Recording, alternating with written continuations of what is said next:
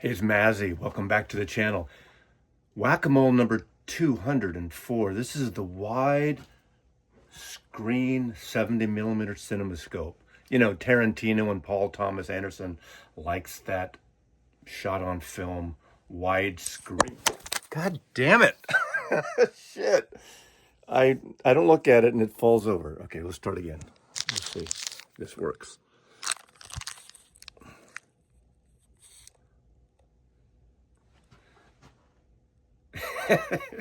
Hey, Mazzy. Hey,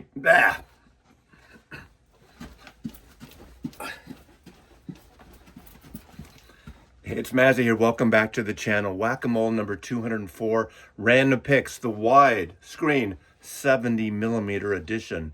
I'm a fan of when Quentin Tarantino and Paul Thomas Anderson want this 70mm widescreen thing. I just love those. That's why you should go to see movies in the theater when you have the chance to see it on film. Kind of like analog. Anyway, 5 random picks. Let's have at it. Let's go as quick as I can before the camera falls again.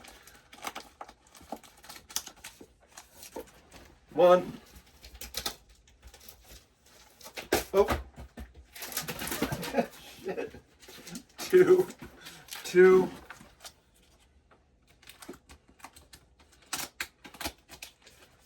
3. 4 and 5. Let's reach high, or let's go low. You go high, I go low. Let's go to the very bottom. Okay, here we go. Number 1, a numbered edition. This was a record store edition. This is The Doors. Let's Feed Ice Cream to the Rats. Live at the Matrix. Now, I think they did 3 volumes of this, or was it 4? There was a box set later. But the Matrix was on Fillmore Street in San Francisco, right below Union Street, in a neighborhood we call Cow Hollow. It later became the Bermuda Triangle with these 3 cafes, the Balboa Cafe, Pierce Street Annex, and one other. And basically, women would go there on a Friday and not turn up again till Monday morning. It was a real singles thing, basically. They'd meet guys, and it was a whole hookup thing. Not beyond my generation, a few years older than me. But The Matrix was co-owned by Marty Ballin from the Jefferson Airplane. These are cool. These are board tapes. I quite like this. There's also a great Velvet Underground box set that came out on CD and vinyl. But it's just great to see. That's a tiny place, too. It's a tiny bar club in the late 60s. So that was, when was this? 1967. So this was just after the first Doors album, I believe, was released, this thing. So kind of cool to hear that early take on it. Now we got, okay, he's been topical in my world lately. This is Pete Seeger's greatest hits, The Commie Bastard. Blacklisted, unfortunately. But with the Dylan Bootleg series that was just put out, the 1956 to 1963 stuff. Obviously, Pete Seeger is all over. At least the vision or the collaboration or the, he really kind of pushed and promoted Bob Dylan until he was upset by Dylan going electric. But obviously, I'm a Pete Seeger fan. I mean, he's done wonderful children's records again, and really pushed the folk sing. A member of the Weavers. Again, that commie bastard folk group that folk shit almost caught on, the folk revival of the late 50s into the 1960s. But you can't deny the importance in music, especially in folk music, and brought a lot of great songs. He brought lyrics, I should say, and wrote music from the book of Ecclesiastes that became Turn, Turn, Turn. Two is a season, to every purpose there is a, turn, turn, turn. And of course the Byrds made it even more famous, but they took Pete Seeger's adaptation of the book of Ecclesiastes. To everything there's a season, a time to be born, a time to die. Great lyrics, important lyrics, spiritual lyrics, but perfect for the time. And of course, Guantanamera became a hit also later in the 1960s as well. You have Wimoe, of course, that African song that he brought. So again, another example of the white man taking from the black man and making money off it for good causes in his case. So you can't deny how great. This is something I haven't picked in a while, or not. I never picked this one here, but Porter Wagoner and Dolly Parton. Porter Wagoner, the great country singer with that great pompadour. His records alone, these dark, kind of creepy, cool records, the cold, hard facts of life and everything. Well, he was the one, he had a TV show, and he really pushed and kind of got Dolly Parton on the map. Of course, her fame and career ended up exceeding Porter Wagoner's, but they did a series of collaborations of duets together, and they're fabulous. You can get these records cheap. Pick anyone you can. Look at this. Great country stuff. And of course, well, that's not quite a nudie suit, but that's kind of the wild shirt. And I mean, just great thing. And in fact, Google a picture of Porter Wagoner with Paul and Linda McCartney. It's just a great photograph. But great music, great country music, and that's one aspect of country music that I adore.